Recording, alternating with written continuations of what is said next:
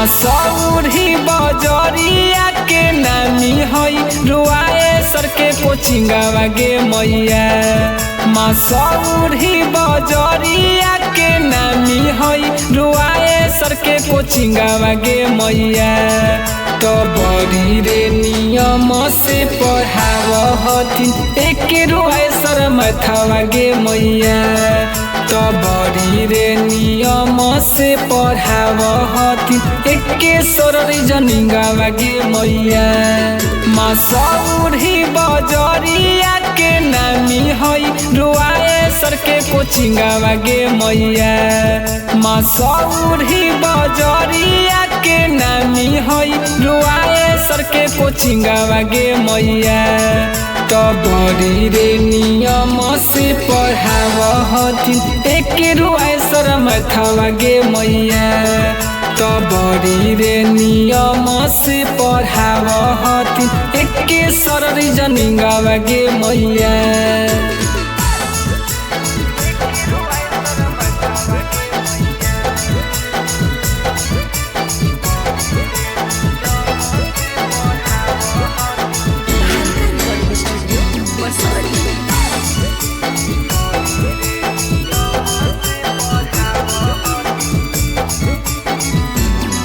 आगे पढ़े जब जइबै गे लागी जैतै नौकरी।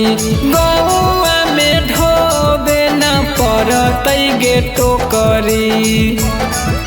हे मैया आगे पढ़े जब जइबै गे लागी जैतै नौकरी। गौआ में ढोबे न पड़तै गे टोकरी। आगे करे कंपटीशन सब पासइन करई हे होई मिशनवा गे मैया।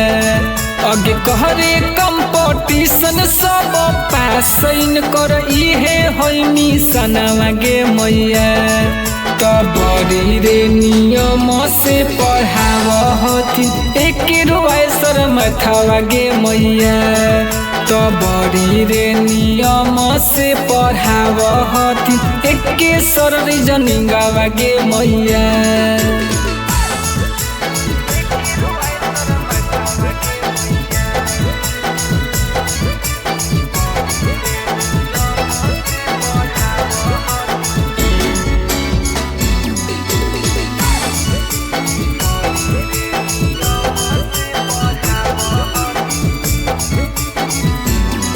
आगे न कर पढ़ावल बनलै पुलिस अधिकारिया। के तने के लाग गेलै नौकरी सरकारिया। ए मैया साचो कहू आगे न कर पढ़ावल बनलै पुलिस अधिकारिया। के तने के लाग गेलै नौकरी सरकारिया। आगे कोई बनलै आर्मी जवानवा कोई चलाबै ट्रेनवा गे मैया।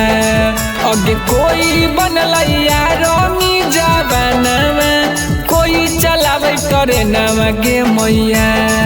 तो बड़ी रे नियम से पढ़ाव हथिन एक रुआए सर मथवा गे मैया। तो बड़ी रे नियम से पढ़ाव हथिन एक सर जनिंगवा गे मैया।